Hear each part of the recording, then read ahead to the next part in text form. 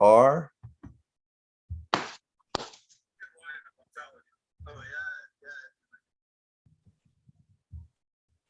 Okay, yeah, we should be live right now. All right. Hello, everybody, and hello, Josh. Hello, Dawn. All right, so we're here live today to talk a little bit about the super epic event that we took took part in. I guess we competed in. Josh threw the whole damn thing and did an amazing job. It was the North versus South Supermatch series in Bakersfield, California.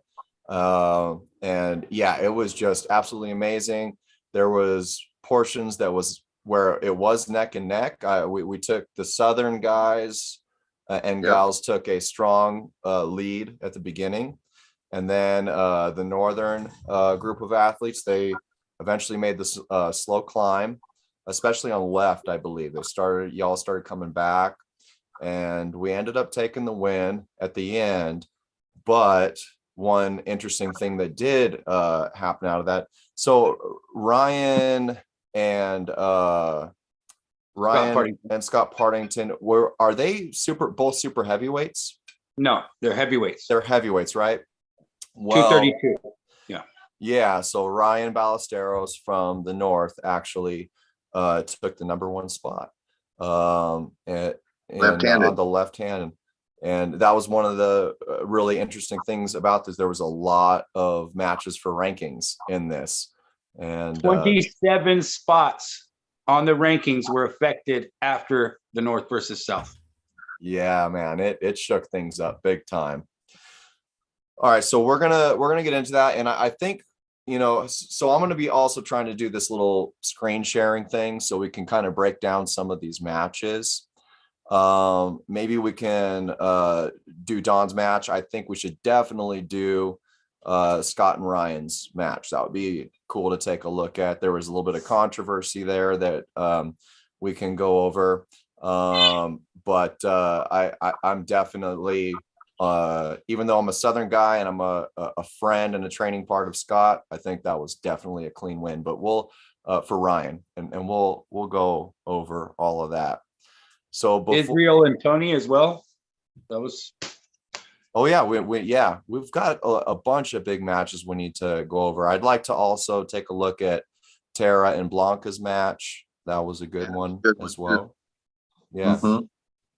So before we get into any of these, yeah, we definitely got to do Tony and Tom Nelson.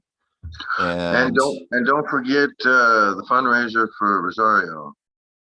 Yes, that's right. Yeah. Okay. So sounds like we've got a lot to dive into. But let's I thought it would be a good idea to start with Josh here. So Josh was responsible for taking the step to put this together. There's been the short time, the 3.5 years I've been in the sport, I quickly realized it had been a thing where, the North had always wanted to compete with the South. And, we've kind of tried that in perspectives of primarily tournaments and stuff like that. And also kind of lopsided where it would be at, more of a Southern location or something.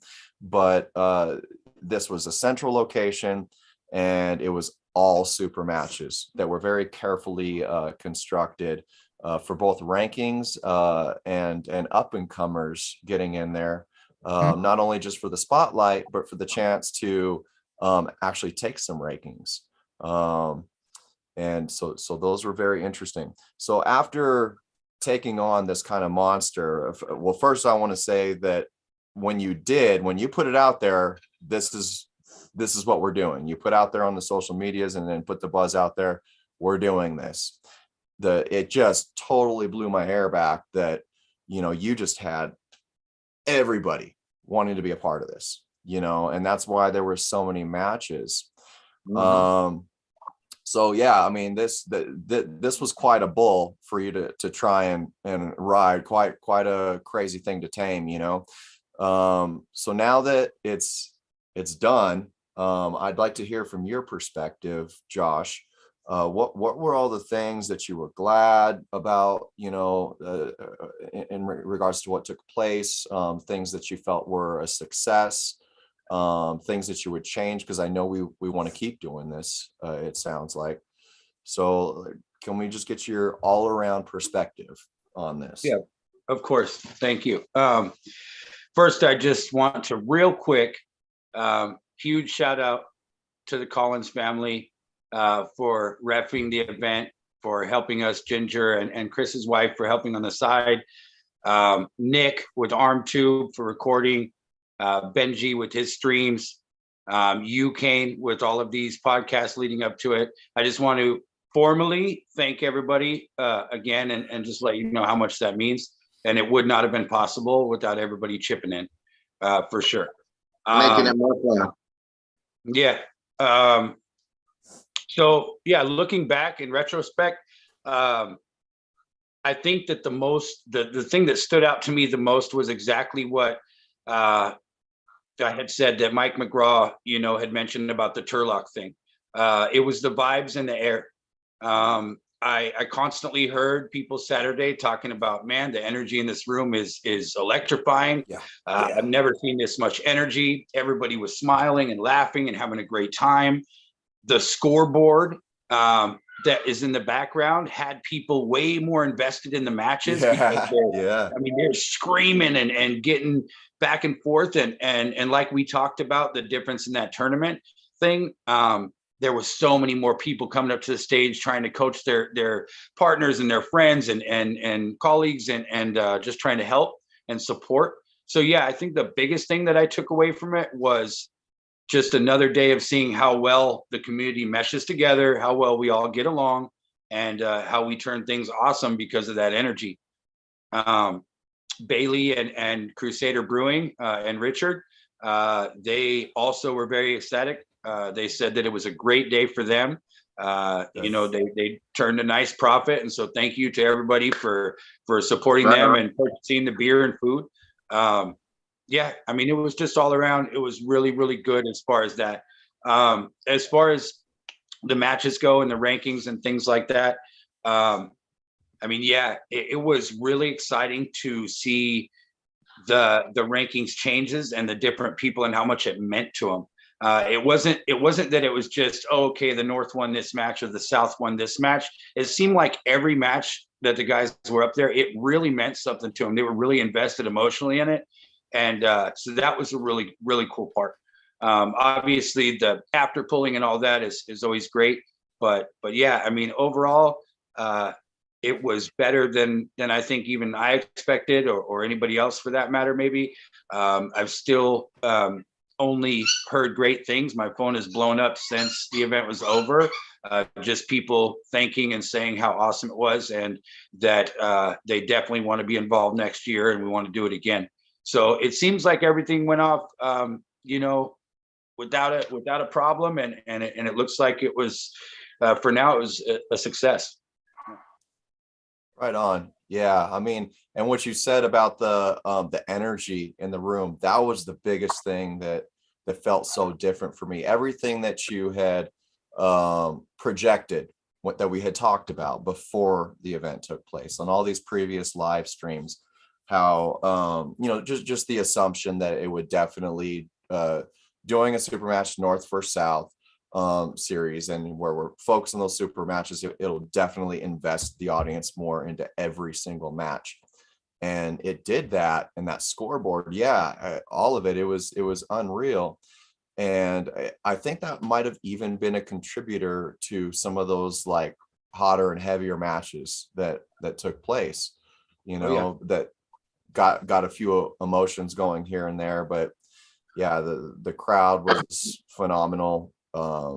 It was just fantastic. And I imagine for some of the competitors where it was like one of their first super matches, or maybe they hadn't even competed in a tournament, right? I mean, it's unreal. It was definitely unreal for me. I really enjoyed it. Okay, so since you want to do this going forward, I know one of the concerns that people had leading up to it was so many matches. You know, there was like 40 matches, I want to say, if you add up both the left and the right hand. And Bill gave us his vote of confidence that he'd be able to get through it. We did add that second table going through primarily the right-handed matches, I believe.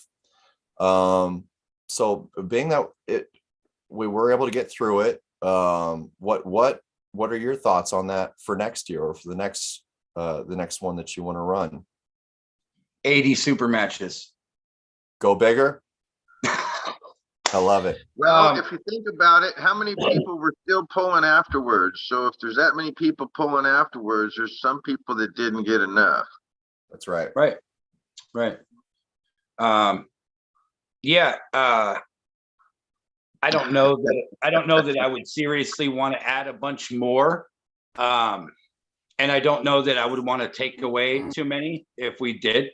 I definitely think that somewhere around that 30 to 40 match number is manageable, maybe even 30. I mean, 30 might be a better number to where we don't have to add that second table. But yeah, moving forward, I think that maybe making it to where, kind of like the team championship we're talking about with the UAL, maybe making it to where that each team is only allowed to have like a certain amount of matches, right? That way it's not lopsided on that end either. And like one or two teams having the majority of the matches. Maybe like each team can have 2 guys from each weight class or something like that. And try to figure it out and filter it down. But I definitely think that from what I heard, everybody liked the spot. They liked Bakersfield as far as the location. And yeah, Crusader Brewing. I mean, Tony Tomlinson said that in his opinion, it was one of the better venues in Cali. And these were all things that I was concerned about, you know, leading up to this one. I was like, man, is this place too small? Are people going to get here and say, you know, what's up with this small room and, you know, this and that? But yeah, it exceeded my expectations with that. It was a nice venue. Everybody loved it. The size, I think, fit perfectly because the room stayed crowded and full the whole day. It just looked like a packed house. So the aesthetic there was awesome. But yeah, moving forward, definitely just continuing to ride, getting amateurs and pros involved, keeping everybody, you know, to where they can be part of the highlight. You know, I think that's one of the biggest things that people liked. But yeah, if I would say we'd want to go bigger, it would just be better. You know what I mean? And when I say better, it's just the things like my first time on the mic, you know, trying to get those things down, stuff like that. You did a great job on that. I was actually going to mention that. I thought you were a great commentator. It wasn't too much. It was actually very articulate to the things that you should have commentated on. And it was great. You got the crowd going. But I'm sorry, go ahead. You. No, thank you. That's those are all things I worry about, right? But yeah, just kind of tightening it up and making sure that, you know, those things are planned out a little bit more methodically ahead of time. If we're going to do two tables next time, we'll start it from the beginning. Whatever it is, I do think that once we switched to right hand and did the 2 tables, that it did take away a little bit of the crowd interaction because they were confused and they're, which one do I watch? Which one do I yell for? Right. And so I would really like to figure out a way or a number of matches to where we can keep it at that one table, that focus, that highlight. I mean, even the difference in the videos, when you look at them, the difference between when we started with the left with that single table up there compared to the 2 tables back and forth, it just made it look different and feel a little bit different. Not to say it was negative or bad, but I think that we still could have milked it a little bit more, right? So yeah, moving forward, I just want to learn and learn to do the things better. And obviously feedback from the community is the most important thing to myself and what they thought. So that's how I'll formulate, you know, my ideas moving forward to see if we're going to, you know, change anything. I thought the place was awesome that you picked or that you found because it just kind of accommodated everyone and it flowed nice, you know. Everybody seemed really, like you said, everybody was smiling, everyone was happy. The rotation and everything actually worked quite well. We weren't really ever waiting on anybody or someone so far away that you couldn't hear them. You had food, drink. Even if you went to the bar or the bathroom, you could watch on a live feed that they had on the wall in there that you weren't even missing anything from the other room. Right. So that was really cool too. That was a really cool place.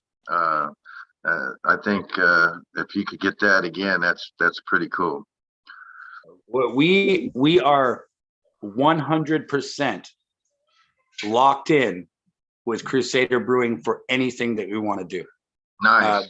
Bailey's exact words were, "I want you here until you outgrow us." Yeah. My rebuttal to that was, when we outgrow you, you're going to get a bigger place. Right. We're going to grow together. Hey, I'd like to say too, you did pick pretty well on the matches on the competition. There weren't very many blowouts or it still went up and down there for a bit, even though you guys on the South took ahead and then finished ahead. At one point, it was still really close, which made it still show that the matches were good, well picked. It wasn't one-sided, so that made it even, that much more of the audience into it because of that, because your side only needs one more and you take the lead, or two more, and right. Everybody's really into it. Like you said, they were really into that scoreboard. So I thought it went really well, considering being the super. That was my first experience with that, a super match, and I gotta say it is. It's definitely different. It's going to take more out of you. Because you don't have that walk away rest moments, you're turning right around and pulling again. That's a whole different ball game. And if you're in a tough match, you're going to really exert a lot of energy. So it's definitely different. That's my first time. I thought it was cool though. I want to do it again. I want a rematch, damn it. Well, you won your left-handed match, and then your right-handed match was when we were doing double tables. I was on the other table, so I ended up. I lost 2-3, so we still went to the fifth. It was close. Yeah. I had one. He had one foul out left-handed, and I had one foul out right-handed. So we each had a foul out too. And then at that point, I was so overpumped, it was really hurting me. And then when I had to go against Chad, he just tore me up, man. I just did not have anything. I got lucky and got one match against him, and he beat me 1-3. So, gotcha. And shoot, I ended up breaking some blood vessels in my wrist, being in the strap. I was just really done. So I learned a few lessons. One is just take on one match.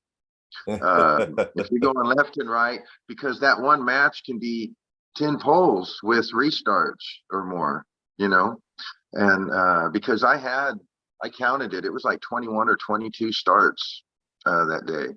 Oh, okay. That's a lot of starts.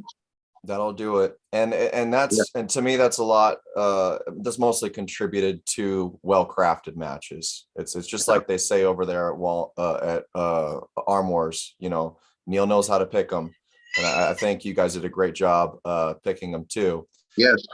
I was talking to my competitor yesterday about our matches, and I don't know, like when we were doing our live streams leading up to it and prepping the matches and everything like that, I'm like, my mentality was, I'm going all the way to Bakersfield. I want to pull as much as possible, and I have had super matches before a tournament. I've had round robins with some lethal guys before a tournament, and end up pulling all night, but afterwards. And it can vary with so many things, but I'm telling you, freaking Jeff, I mean, he's definitely strong, but he was strong in the right places to take everything out of me.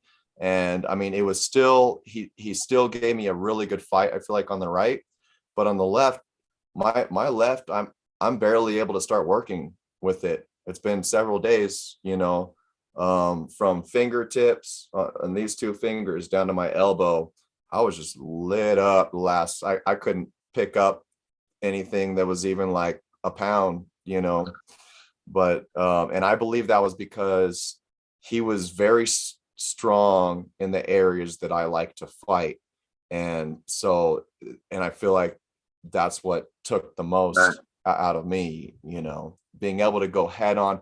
When people think when you're going head on in a match, it's always got to be in the hook. It might be in a high hook or a top roll. Well, what makes it lopsided is if one guy's trying to go into a hook, the other guy's trying to go, or girl's trying to get into a top roll, you know, and you're just trying to negate each other's move. And it's usually going to be a quick pin when it's like that. But if you've got two, you know, guys who like to fight up top or in the hook, to me, it's the same thing. It's just different areas getting worked the hell out, you know? Yeah.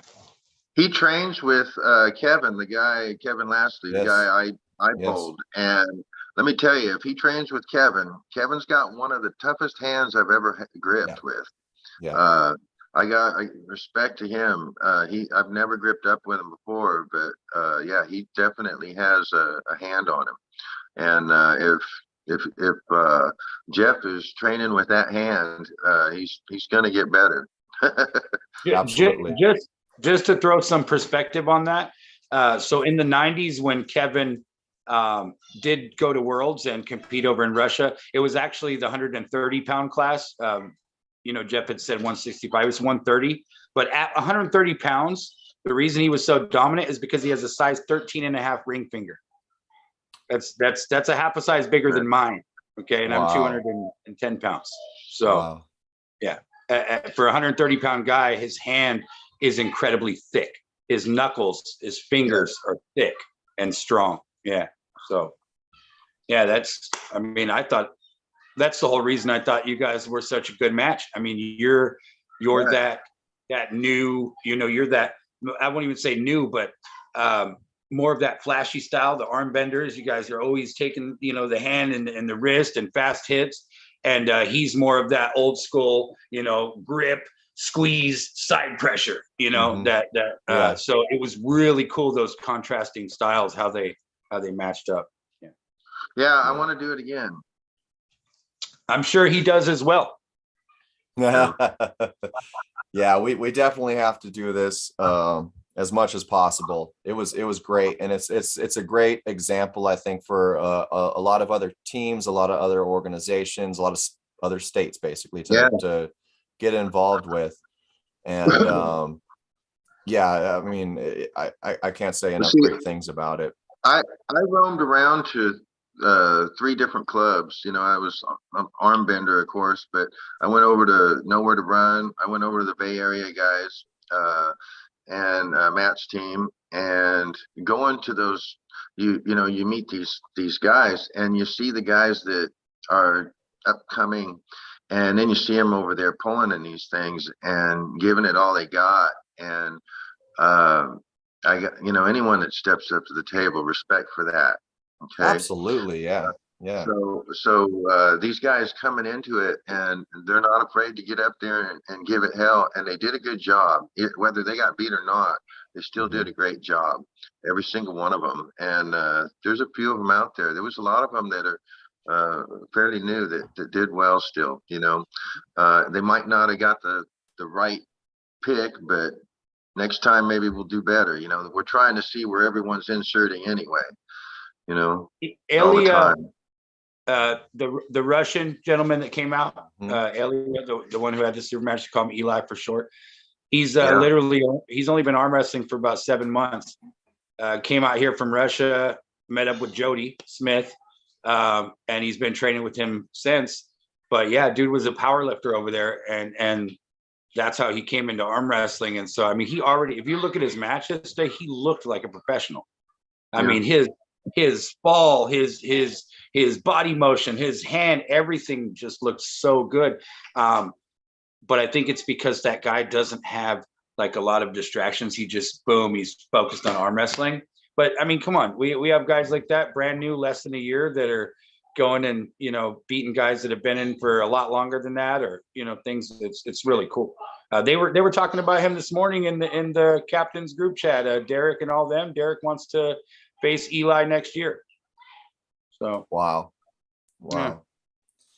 Yeah, that's definitely one of the fun dynamics to see in something like this. It's nothing, you know, finalized. Let me be clear real quick while we're saying this on the live stream. He did mention his name and say that he's in. So I think they noticed, you know, Derek had mentioned that he thinks that guy will be the number one in the North within a year. You know, that's quite a vote of confidence right there for sure. Let's pop into the chat for a minute. We've got Josh Hutchinson, Garage Grinder Arm Wrestling, saying what's up. He's in the chat. We got Paul Stevens in the chat saying what's up. What's up, Paul? We got Carl Gerke. Great match, Scott versus Ryan. Absolutely. But your match was also really cool versus Ryan. I think that might have even took place right after my match with Jeff.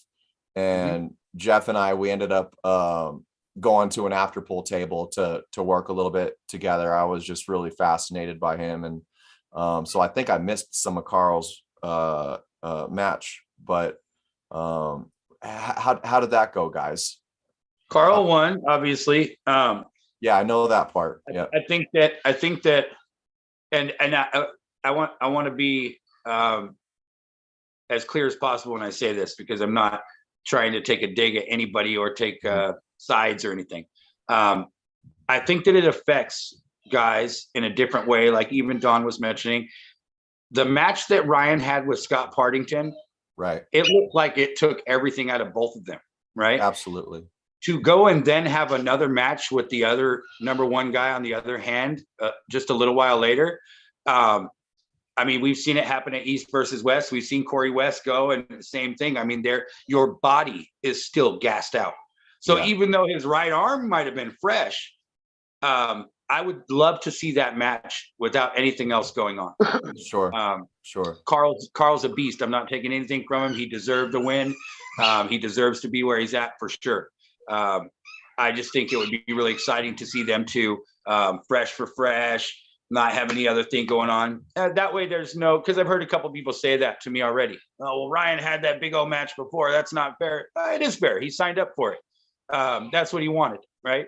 But I think sometimes we don't realize how much it can really affect the rest of our pulling if we have a grinder like that, where it's, I mean, that was a career ender. I mean, he was in, you know, horrible spots and just fighting and getting back into it. And that was impressive. Yeah.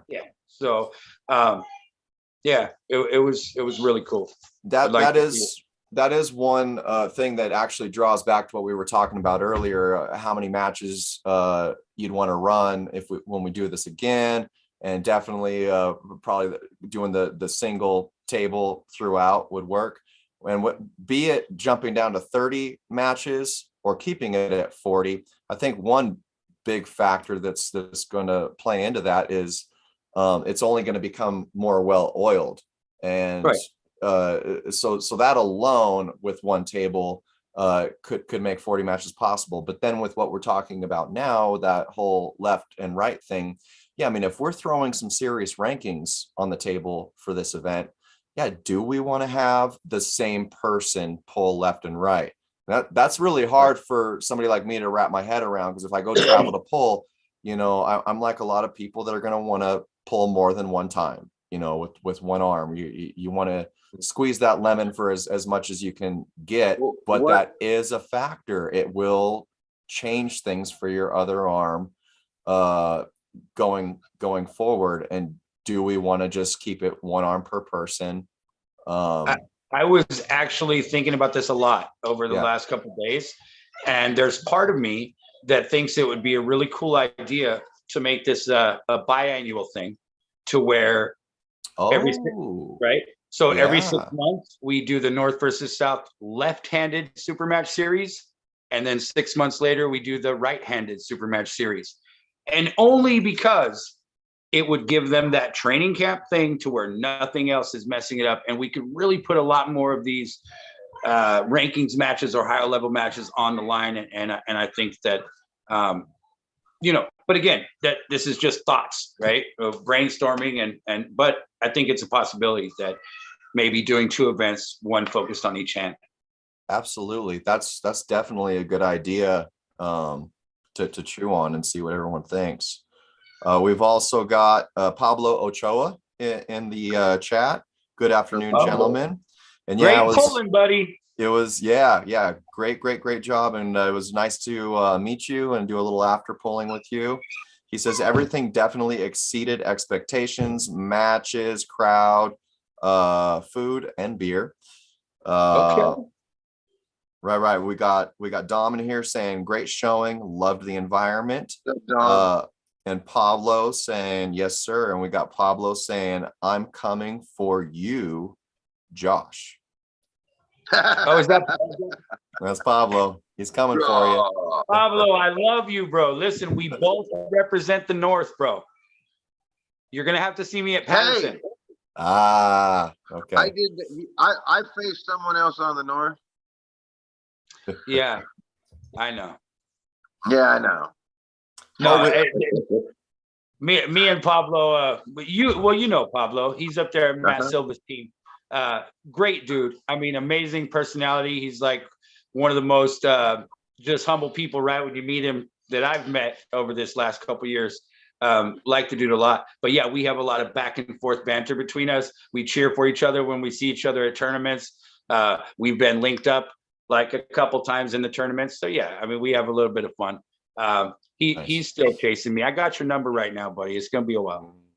I love it.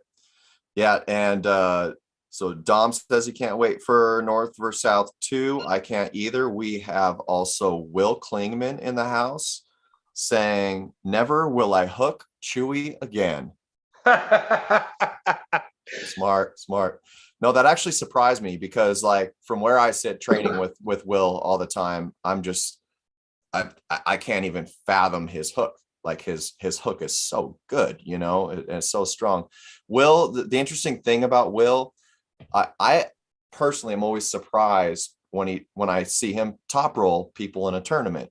And I'm only learning now that this is his ace move, because in training, we train so much. The only time I ever see him top roll is in a tournament or anything like that. He not only just trains primarily in a hook, but he's very conscious of the fact to be in the worst possible position when he trains statically. It's not just, being in here and feeling confident and comfortable. I mean, he'll put you there and put all the pressure on his inner elbow and just have you bang on that. So yeah, and I was just blown away to see Chewy give him that much trouble in the hook. See Chewy that comfortable in a hook with him was very impressive. But good on you, Will, for going there. Yeah. I definitely I was excited when he talked about the fact that he was going to go inside with him. Yeah. And then when I see it, and Chewy's my boy, right? Everybody's my boy. But when I seen it, I said, okay, Will's starting a charity. I see what he's doing. Because that's the way I felt. Like it was charity. Like he's like, I'm gonna go in. That's a John Brzezinski-esque type mentality. Like I'm gonna go where you're the strongest and see what happens. If I have to resort to something else, we'll do that. And he showed in his arsenal that he has all the other tools to make sure that he still comes out on top. But the fact that he was willing to test it and go there, it's huge props to him. Like I can't say enough good things about Will Klingman for that. Super inspirational what he did. Even though it was just a little super match thing, his gusto, right, was impressive. Yeah, absolutely. Yeah. So I'll go ahead and run through the rest of the chat here. We got West Coast Arm Wrestling in the house. Says, what's up, everyone? We got Richard Ringer, best event I've ever been to. Much love. That was the first one he's ever been to. Okay. No. Much love to everyone, and shout out to Levi. Carl Gerke says Ryan's match with Scott definitely had an effect on our match, so needs to happen fresh for fresh. So that's straight from his mouth, and that's pretty respectful for you to say, Carl, but it doesn't change the fact that you're an absolute beast, and I do want to see that match. That way, that would be great. We've got Josh Hutchinson, Garage Grinder Arm Wrestling says, Kane, it's Josh Hutchison. Drop the N. I do the same thing to Tony, but I'm learning. I'm trying. Okay, so just so you were aware. Okay, all right. And we got Natfit in the house that I watched Nick Postal's video. Looks great. It was great. A great event, boys. Will Kleeman says, thanks for the kind words, my guys. Love y'all. So in regards to Nick Postal's video, I'm going to try to do a little screen sharing here. It's my first time on a live stream. We'll see if we can work that out to recap a match or two. But because it would take just an incredibly long time of a very long live stream, and I'd like to leave some room for the My Morning BJ guys. They're going on about 6:30, and usually they'll have their guest, I don't know, like 15 minutes in or so, but definitely go check them out. Yeah, rather than going through all of these matches individually, please just go over to these channels and check them out. We've got Nick Postal on YouTube. His YouTube channel is called Armtube. Check that out. He's already put out really polished edited versions of all of the left-handed matches and the right-handed matches. Now, mind you, the right-handed matches was when we had two tables on stage. So one person can only invest that much production value into one table. Of course, they can't be bouncing back and forth. So I'm pretty sure he primarily got the UAL Mazarenko table footage for the right hand. However, we've also got Benjimac on YouTube. And guys, his YouTube channel is just Benjimac, right? Or is it Benjimac Arm Wrestling? Benjimac. Just Benjimac. Yeah. Just so Benjimac. Check him out as well. He put out the full deal. He's got, all the action in between. It's like 6-7 hours or something like that, where you can, go through and check out all the matches. You can binge watch the whole thing, but it does have a, like a panoramic view of the both tables for the right hand. And I think he's going to be coming out with an edited down version from the stage view as well of a lot of these matches. So go check them out, go subscribe, like, and anybody in the chat, anybody watching, go ahead and throw us a like as well. From what I understand, it helps the algorithm and such. So we keep doing this good stuff. Yes. Benji's real quick. Benji's his new intro to his videos is just superb. So really cool. The countdown, everything they did, the machinery, that was really cool. So videos are always cool when you go to a YouTube channel and they have a nice little intro like that. So. Yep. We've also got Todd Calazo in the chat, says, what's up, Kane? Great job, guys. Now, Todd is somebody that I met in one of our team practices. He brought his kid in, who is an absolute beast and has a lot of potential. And I've been seeing some of your posts of his training footage. I can't remember exactly how old your kid is, but I want to say somewhere's around 12, 11-ish. But I am super jealous of his training setup. I don't have a training table like him, and his is like super nice. He's got the cables, the handles, and everything like that. Just don't have him call me out in a year from now, because I'm gonna be running away. The kid's strong.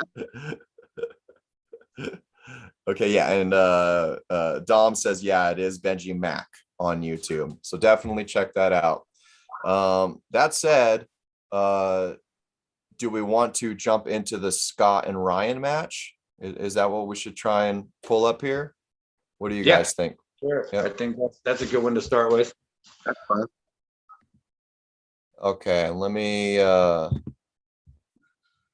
pull it up over here.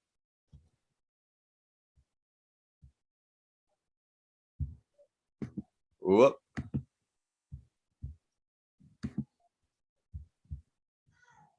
Okay, this is gonna be weird. You guys aren't hearing this stuff that like this ad, right?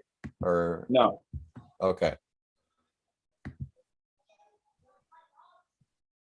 So I thought I had it up, but I am pulling it up. They were, I want to say about halfway in, right? On the left hand, Josh.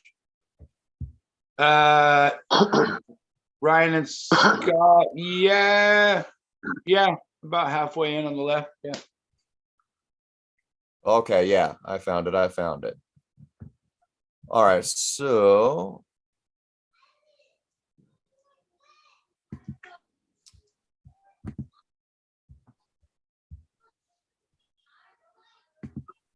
just a little bit.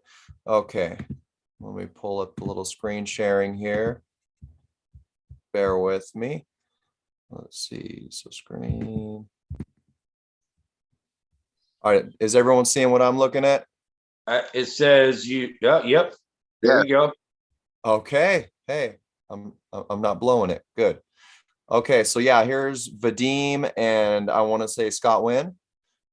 Just finishing up with a flop press. Whoa, takes the legend down. Okay, so here we go. Let's see if I can open this up a little bit. We got the slip. Let me turn the sound up a little bit. Can you guys hear that when I turn the sound up or no? No? No. Okay, we'll just watch it like this. All right, so Scott loses his hand a bit. And man, that is just amazing the way Ryan just straight sideways, man. Still trying to get height and position.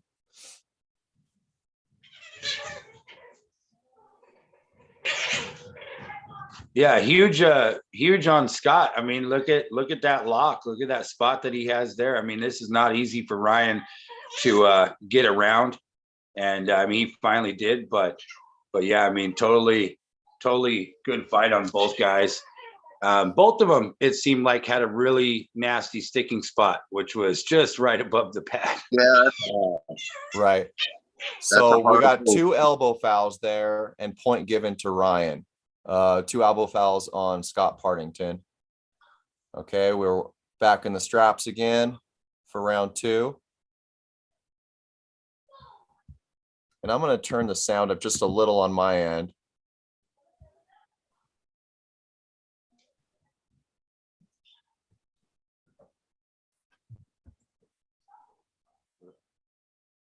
Okay, so Scott took that one clean. Yeah. Beast. We're going to get another slip here. Man, look at that position Ryan's holding in. Right. So to me, that's kind of where we ended up for a lot of the following rounds. You know, Scott got him back to about here, fell a little bit open.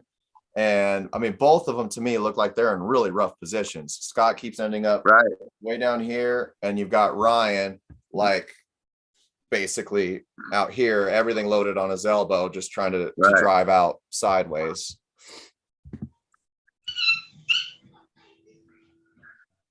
Yeah, I know. You know, when you're just watching the match, like from a spectator standpoint, it's a great match. But for Ryan to come, you know, out of basically retirement, a 2-year layoff, and to come and do that, it's just really crazy. I mean, because Scott Partington is a huge name in the sport. I mean, he's known all over the place. The dude is a great puller. So, I mean, it's just kind of scary to think, like, what's this dude going to do now that he's back and he says he's ready? I mean, like, and this is 2 years off the couch. What about a couple matches in 6 months down the road? I think Ryan is a force to be reckoned with again, you know, obviously on the left hand, but I think he's found his groove, and I think he's ready to make his comeback, and he looks really good. Absolutely. Yeah, that's a tough one. I think after he won that, I think that could have actually affected his next matches too, because he was just too stoked to care. Yeah, I see. Yeah, because that was huge for sure.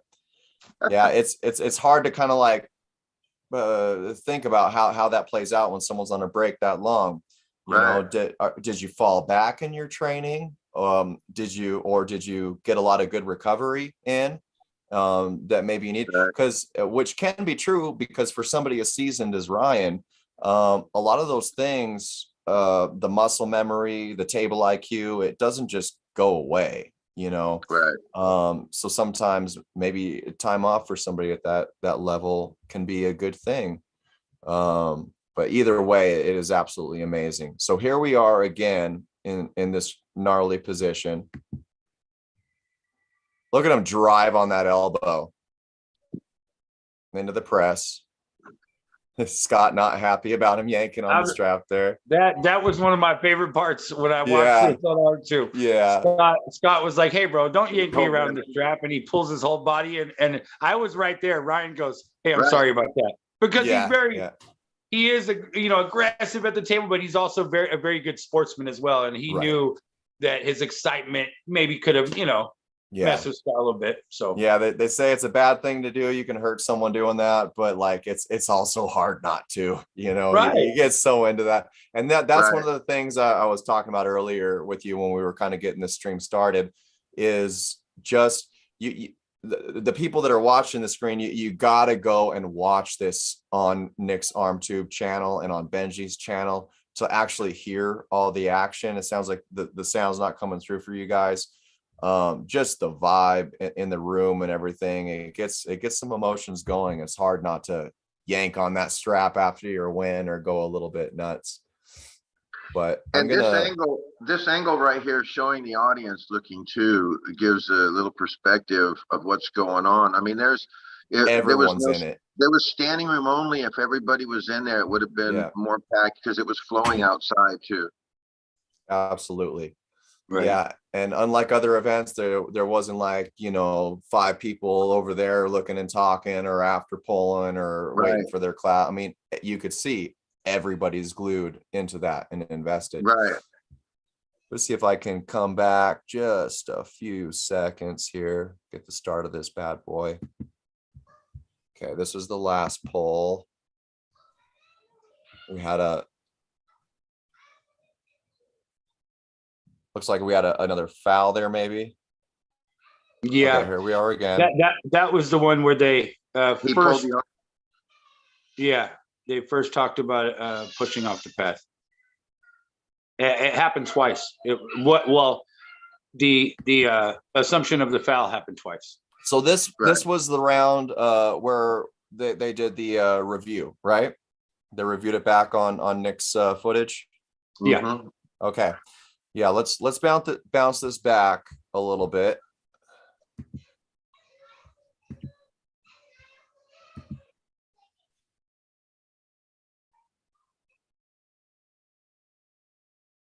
So right there was the part in question to where Scott was saying that Ryan pushed him back off the pad. After they went and did the review on Nick's camera, they were able, Bill it came to the conclusion that Ryan was behind his shoulder and pushing sideways, while Scott was coming off the back. So it was side pressure in Bill's opinion, and he overturned the call. Or I'm not sure if that call was overturned, but I know that it was not a foul on Ryan. It wasn't called a foul. Okay, yeah, I'm trying to adjust the playback time, but we'll just watch it again here. Okay, so what I'm seeing is a lot. He drove out of that, Ryan did, sideways. And I think the confusing part was in kind of the finish. It wasn't so much that Ryan drove his body and elbow forward to push him off, but he kind of, with that side pressure, I don't know if it was through counter pressure or what, it looks slightly forward, but I don't see it as pushing off. I do mainly see it as side pressure. The thing that I'm kind of questioning is if a lot of this could be because of the countering styles. Okay, when one person So we know Scott is a lot about back pressure. He does seem to use a little bit of side pressure, but everything seems to be going back. And that's why he kind of ends up down here, right? When he's trying to finish, he's trying to, come back to that back corner. And you got Ryan trying to drive sideways. And one of the best ways that I understand to combat really good side pressure is to try and come back, unless you can meet that side pressure head on. So what I'm curious about is if the idea of pushing, when we go back, we can already see Scott is at the back of the pad already, right? And when somebody is trying to drive sideways on you that way, is the natural counter pressure going to be to go back? And was Ryan actually following that direction from him trying to counter back? And in Scott's defense, that would be very, very hard to decipher which of those it would be. But I definitely think it had a lot to do with the counter pressures. It looks like in the positions that they are, all he would have had was side pressure. Right. Unless it was in fact a shove, but it looks like side pressure. It just looks like he's trying to go sideways, all sideways, because he's already out, and so he's all he's got is that side, because he's drawing back and he's out, and so he didn't go this way. He just kind of, I think, like you said, with the both of the pressures, it just looks that way because he's already back. Right. And I mean, just that like, from that position, crawling out sideways for Ryan, I don't even understand that. That is incredible. And plus it has to be, I guess they'd have to call that intentional push, and did he intentionally do that? Yeah, look at how many mouths are wide open in the audience. Right. Like people are in awe. Yeah. And that's part of my issue. Usually, when it's an intentional push, it's pretty darn obvious, what they're trying to do. And they usually have nowhere to go with it too. The person doing the pushing, it's usually because they're about to lose a match or something like that. But we do have Ryan driving through sideways, getting to the right side of the table, and the finish, Right. Let's see. Oh, came off there.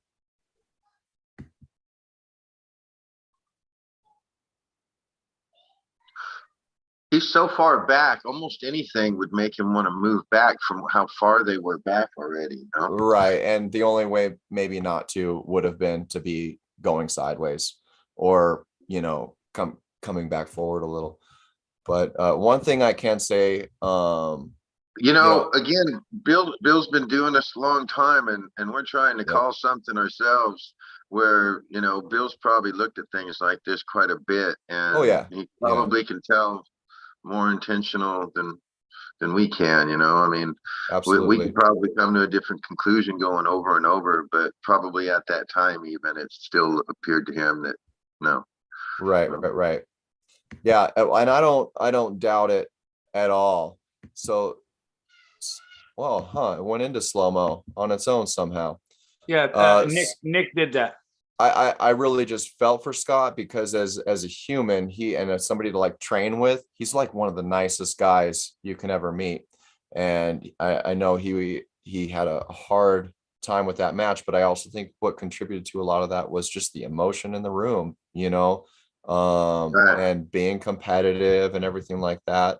But yeah, the most important thing, I agree, Don, and the most important thing to take away from this match was it was an amazing match. It was really, those two athletes were amazing in this match.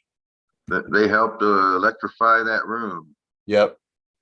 Everybody was feeling that energy. Everybody. Yeah.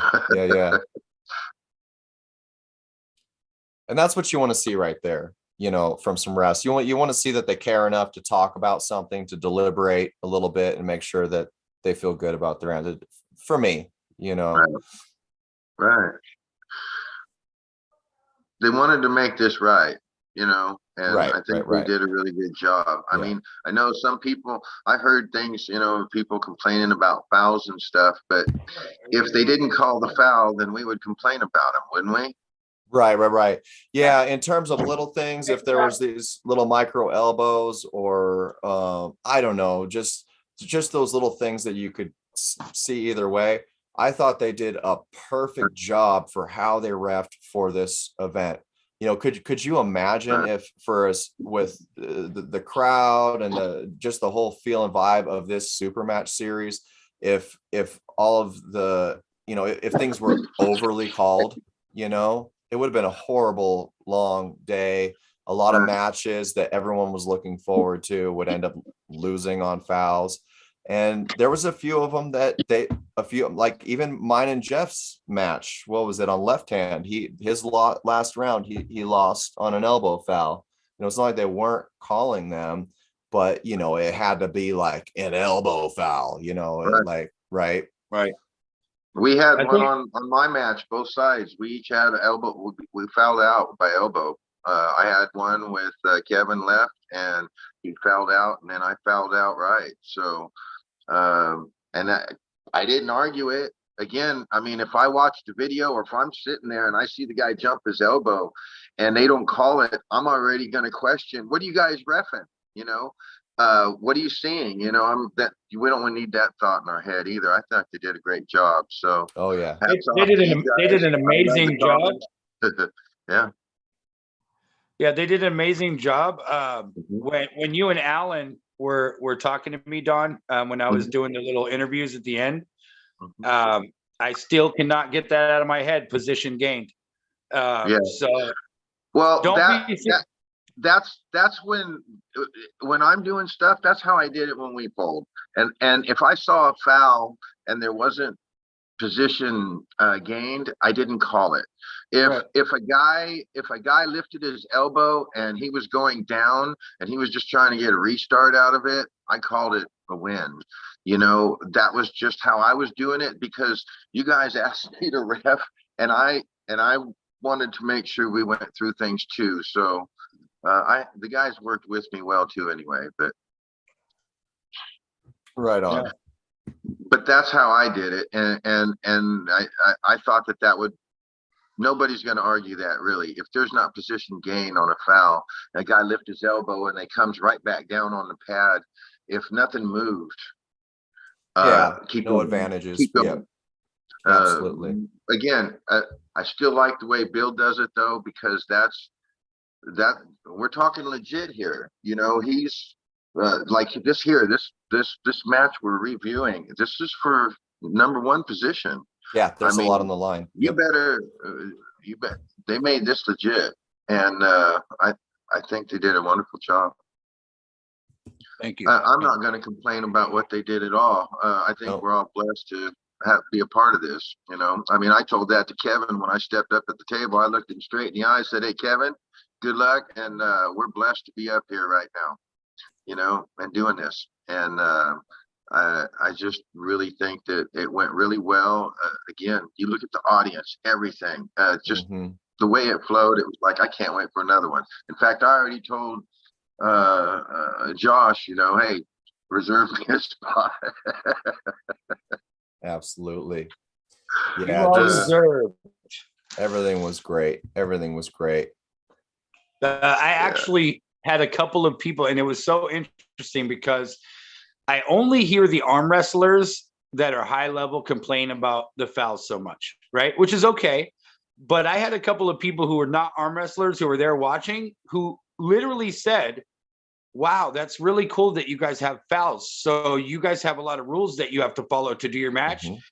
It seemed much more professional to the people who weren't arm wrestlers watching, because they said, oh, this guy has to do this a certain way. He can't just go wild and do whatever. And so that's something to think about. You know, I know that people don't want to see every match end on fouls, but there does need to be fouls in the match if they're fouls, because it makes us professional. It makes us have to follow a guideline, right? And that's what keeps our sport growing, I think.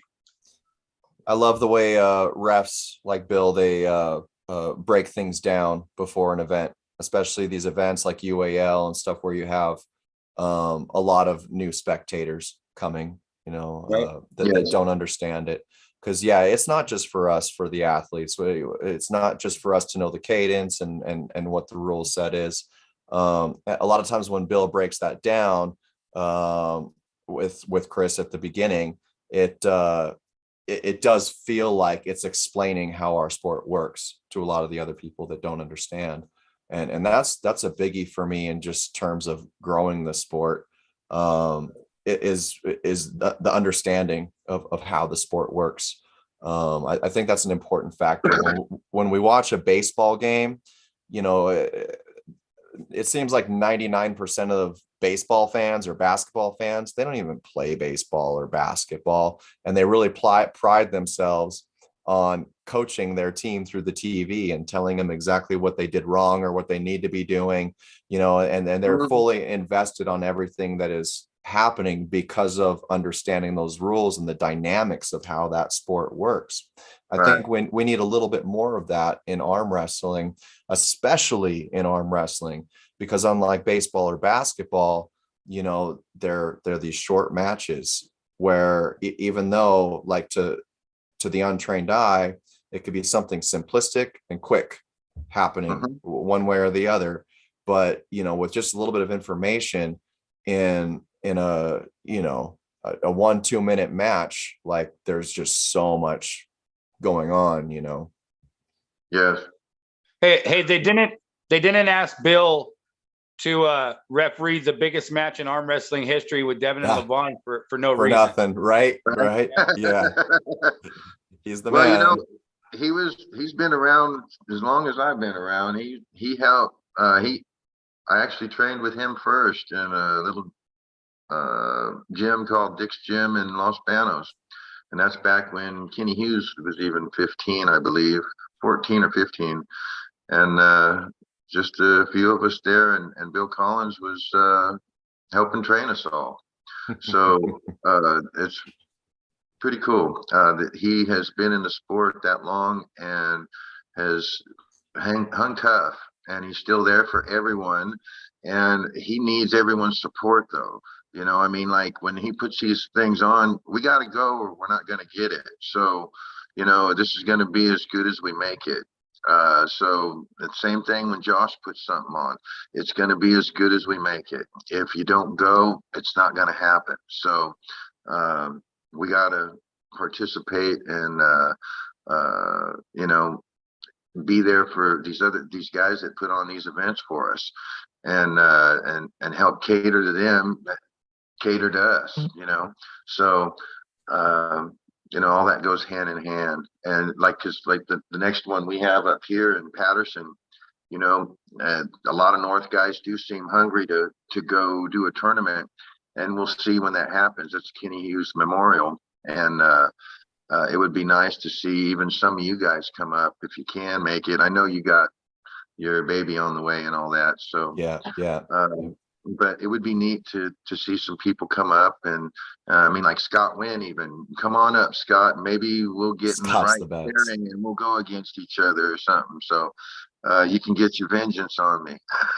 Yep. Just real quick about the Patterson, for those who don't know that are watching. Patterson is actually the longest standing arm wrestling tournament in the United States. This is the 53rd year that they've done it in a row. So it's a huge event. And just like you're saying, to support Bill and what he's doing to support the whole community, we got to get more of the whole California to support these big major events like that. That way they keep giving them to us, because if we don't support them, they won't always be there. Right. Absolutely. All right, I'm going to move forward a little bit with this match here. We're running a little past 6:30. Let's see what happens. Ooh, quick straight to the pad. Scott gets it. Well, I feel like we already watched this. What's happening? Back up on us or what?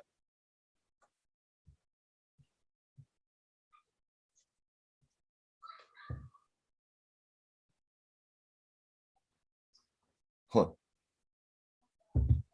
I'm just listening to the crowd here. I wish it was coming through on you guys. And this is crazy. That's why you gotta go to the YouTube. Yeah, we did see this part, I think. Yeah, look at that. Look at that position right there. That they're so spread out. Both of them. Yeah.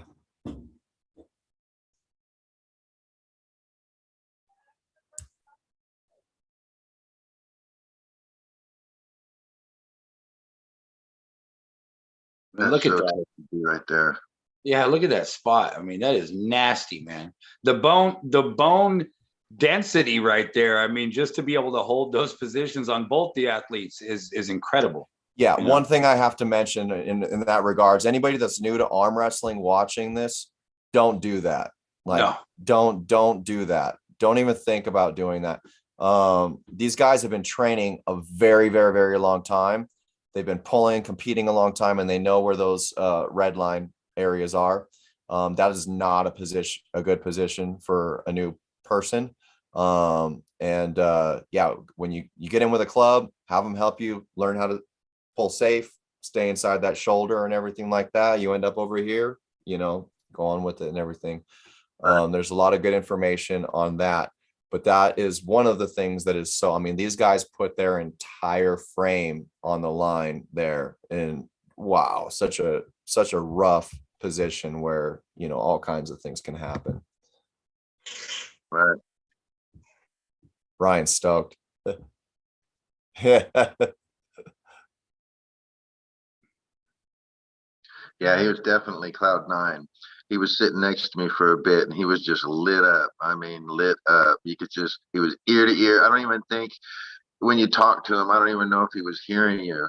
He was just smiling and lit up in it. Yeah. And I, you just wanted to shake him and smile with him.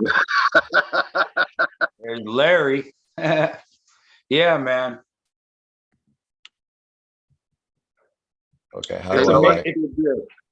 It's amazing too to see all you guys how invested you guys all get when you see guys that you're friends with, or even the ones that you're not. But I mean, Randy Weaver, I could hear him over everybody in the whole place. I don't know how, but anytime you guys are up there and he says your first and last name, I love it. But he's like, Don Mormon, go, Tom Nelson, come on, he's in the background. It's awesome. It's really awesome. I mean, we really are family. We really want the other guy to do good.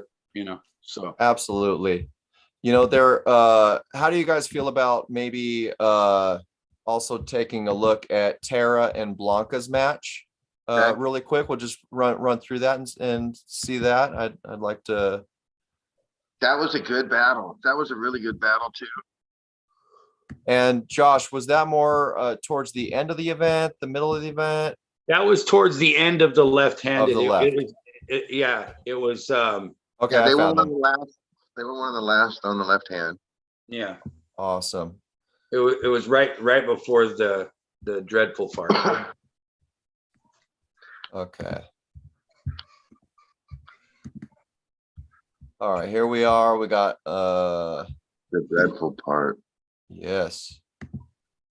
Got a meal, and what's his name again in the red? Spencer. Spencer, right. Great guy. He came to the after pool party, and right, didn't he? Yeah. Him and his brother Zach. Yeah. Good people. Good poet. Yeah. Casey's better watch out, man. I mean, Spencer is coming. Yeah. Speaking of the after pool party, I mean, Benjimac, one other thing to check out, Benjimac's got some footage of the after pool party. That was some really good times.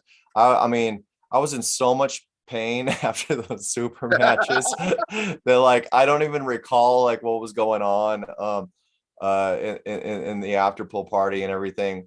So I had to recall it through his video. I was like, oh my God. Lots of bourbon. I saw how late it was. No. I saw how late it was getting, and I was thinking those guys have got to be feeling that. Yeah. Okay, all right. Let's check these ladies out here. Okay, hold it. Back up a little. All right, here we go. So we've got Blanca on the right, Terry on the left, and Tara is the daughter of Robert Terry. Yes. Yeah.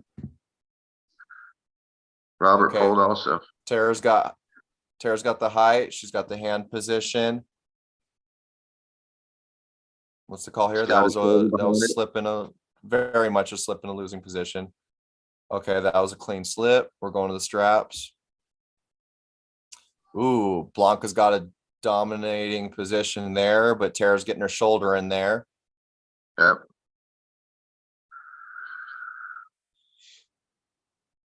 Okay, looks like Tara's. Ooh. Yeah. That is a good match. Yeah. Yep. Wow. Very impressive from both ladies. It is. I mean, Blanca, she's Blanca got it. Relentless as well. Yes, so. Absolutely. Yeah, she looks like she's got a really good hand, and Tara kept having to get her shoulder behind it, on some of those. And when she did, she'd be able to press it. Yeah, really great counters. Absolutely, the adjustments there were impressive. So now I think we're sitting at 2-1, I believe, Tara. Yeah. Right. Well, that goes with what you were saying. Whenever you get in those long matches, things start changing and you're working different and trying to figure out what move you're going to do. Are you going to stay here? That kind of stuff. And sometimes the move you try can be the wrong move. Sometimes it's the one who makes the first move, Oh yeah, absolutely. Who gets that first adjustment and who edges that shoulder in. Yeah. Yeah. All right, here we go. Don't give anything away. Yeah. Okay, so right here, it looks like Blanca might be getting hand position off the go. Let's see. Up. Yep. We got a little climb, little finger war. Up. Tara gets the climb, and that's exactly what you're talking about right there, Dawn. Tara just got that adjustment just at the right time. Now she's got height, getting the shoulder in there, but Blanca's still trying to stay tight. A lot of back pressure.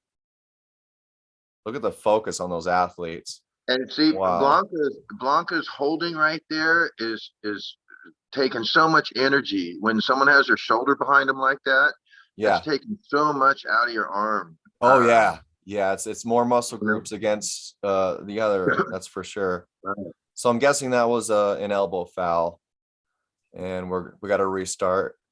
Slip. Or no, that. Well, because we were 2-1. Yeah. What happened there? I have no idea. Huh. Interesting. It almost looks like it went back. Yeah, because they switched sides after this. Right.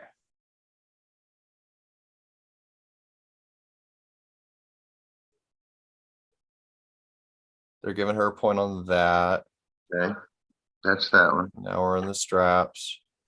So maybe one of our other points didn't count. Oh, it's a 2-2 match. Boom. Okay, they're all tied up. This is for the win. Yeah, and this was just battled so tough. They're both battling up top, but Tara's more trying to go. She had to work harder to get a shoulder behind it on this one, I think. Yeah. It was just a harder match. I mean, they both wanted it. Yeah, Tara's style almost kind of reminds me of Cobra Rhodes, because she's still trying to fight up top and trying to get that hand position, but she's also coming forward a little bit. She's coming to you, Yeah. I think that's pretty cool.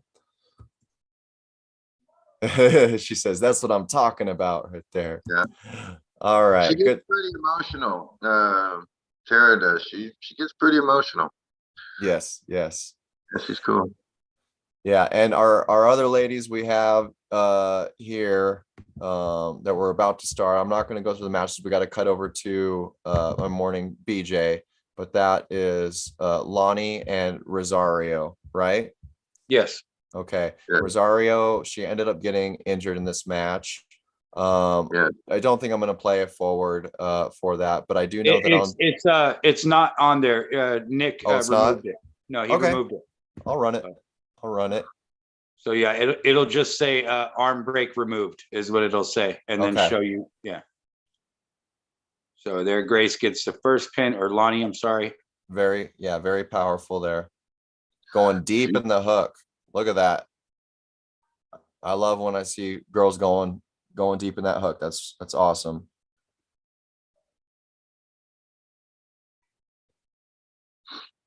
Yeah, and then this one, I believe, and then it'll say arm break removed. Yeah. Yeah, she had 2 wins on her. It was the 3rd match. Yeah. Yeah. And again, I just want to comment real quick on that.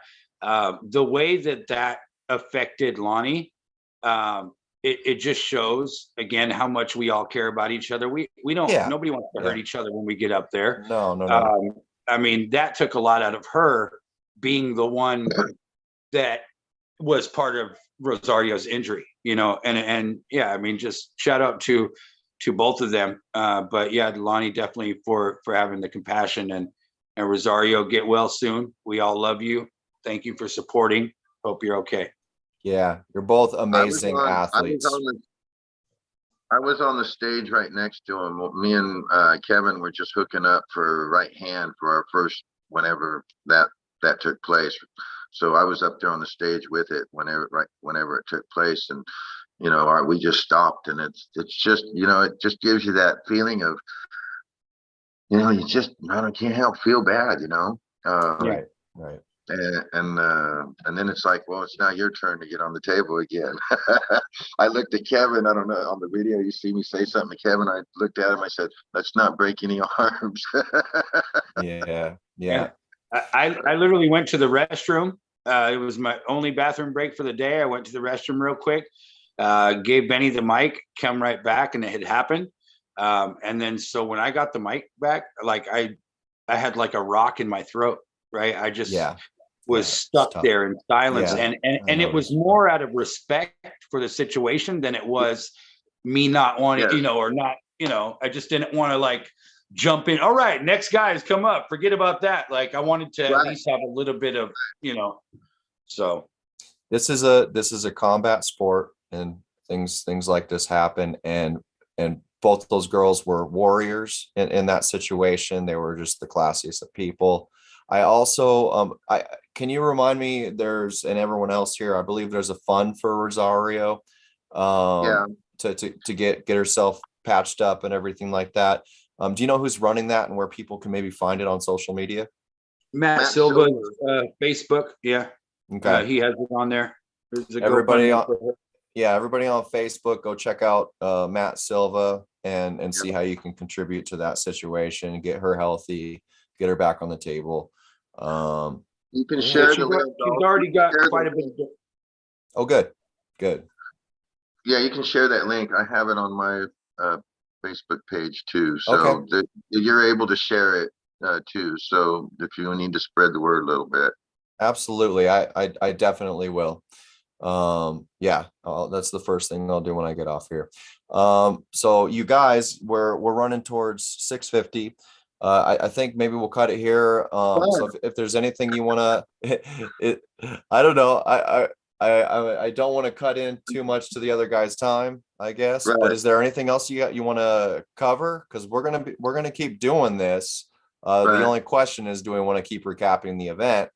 Because I definitely want to get moving with some of the things we talked about, Josh. We definitely want to get some interesting people on there that a lot of people are interested in, already, some heavy hitters. But I think the biggest focus is we want to do outreach. We want to talk to teams.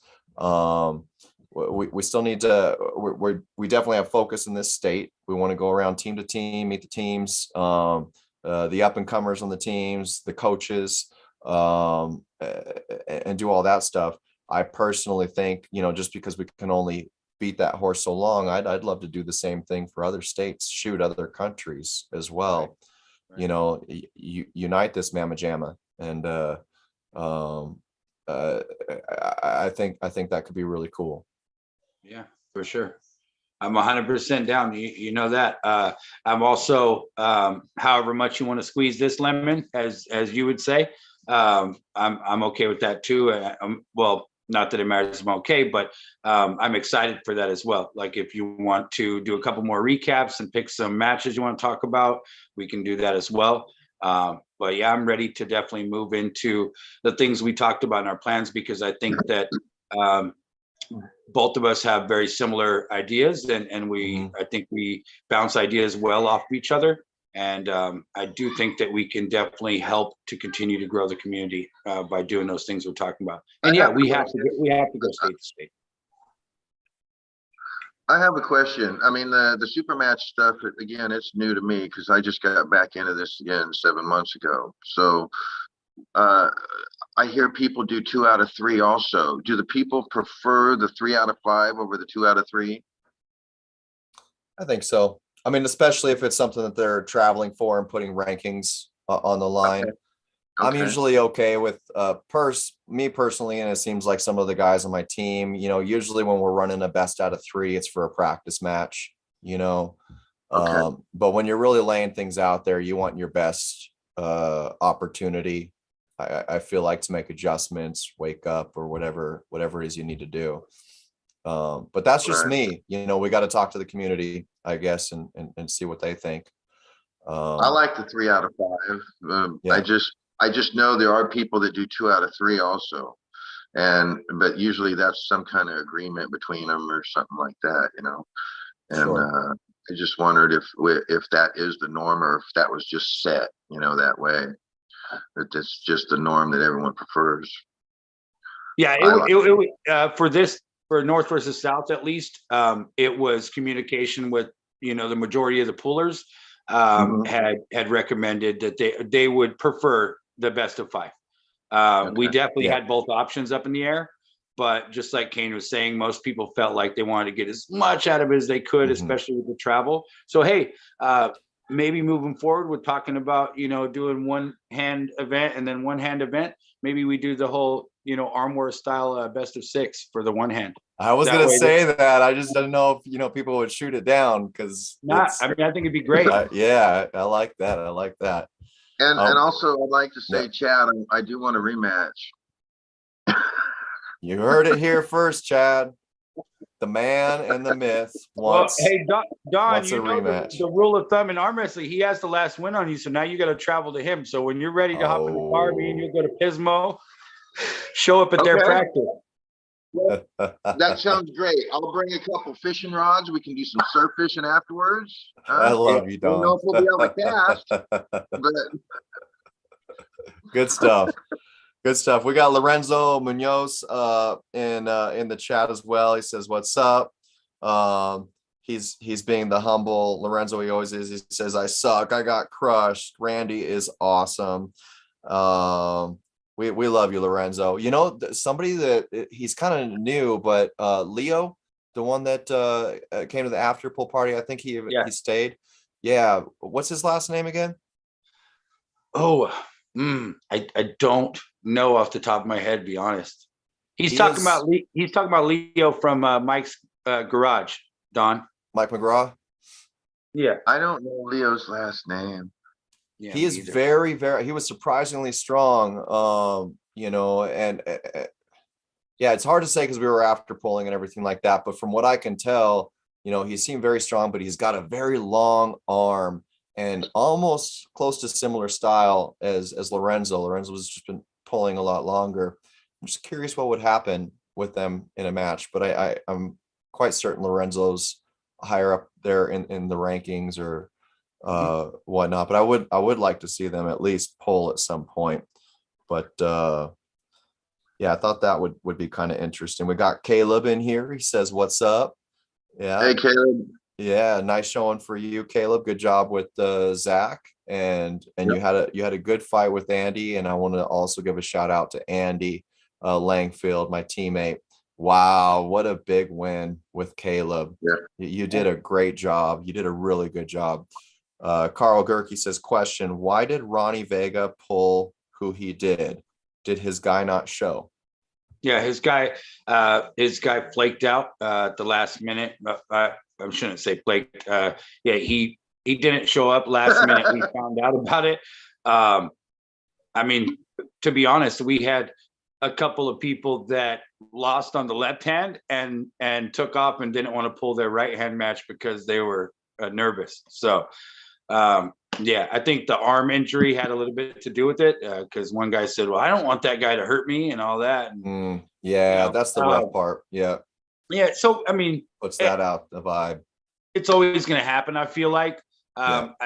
Apologies to Ronnie. I'm sorry that you know, were excited for a match and came, you know, whatnot.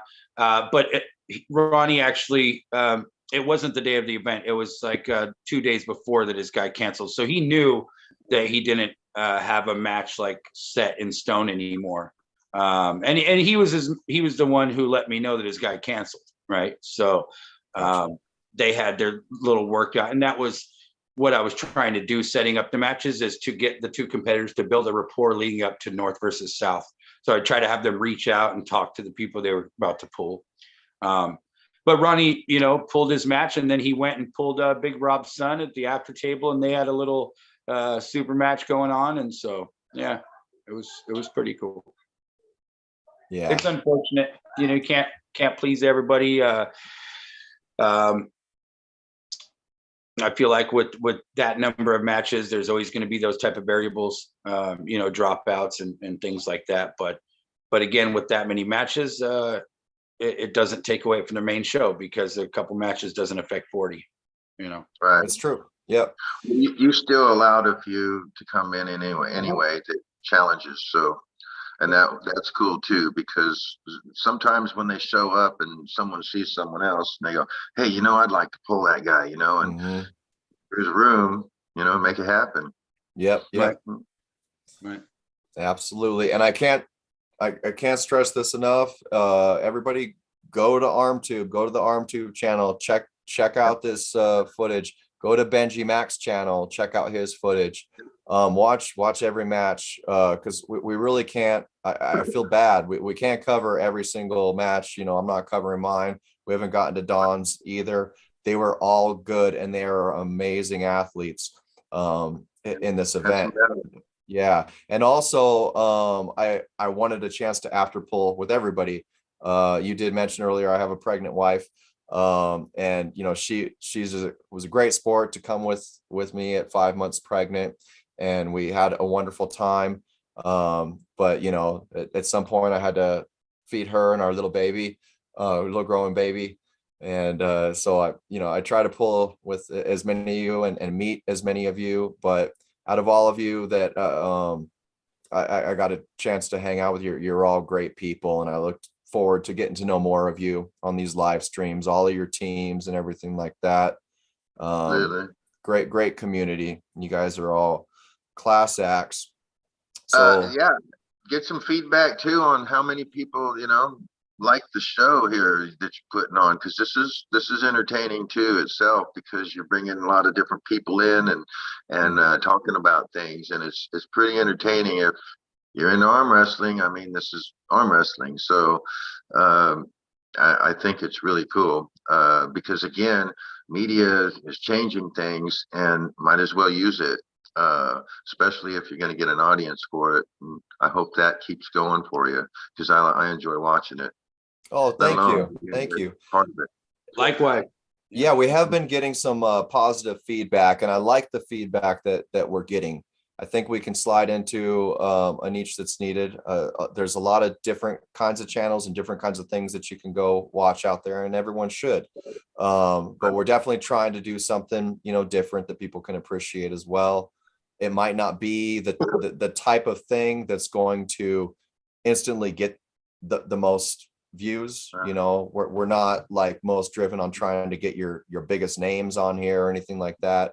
We want to showcase everybody, and we want to talk about arm wrestling, you know, what it's like for everybody in the sport. A legend like you, somebody new coming into it, up and comers, the whole 9 yards, and talk about arm wrestling. I think a lot of people. I think it's exciting to see all the new faces. I mean, I haven't been in it long time, so it's like everybody's new to me almost, you know. Right. It's really cool to see that it's growing, and the thing about it, these guys are really wanting to train hard for it, you know. It's not just the weekend hangout thing anymore, when like years ago, I'm not saying it was always that way, but there were a lot of us that didn't take it that serious. And now there's more motivation, which actually brought me even more motivation. I fed off of them, because of this and the media. And it's like, wow, I want to be a part of this energy again. I mean, I'm old, but can I do it?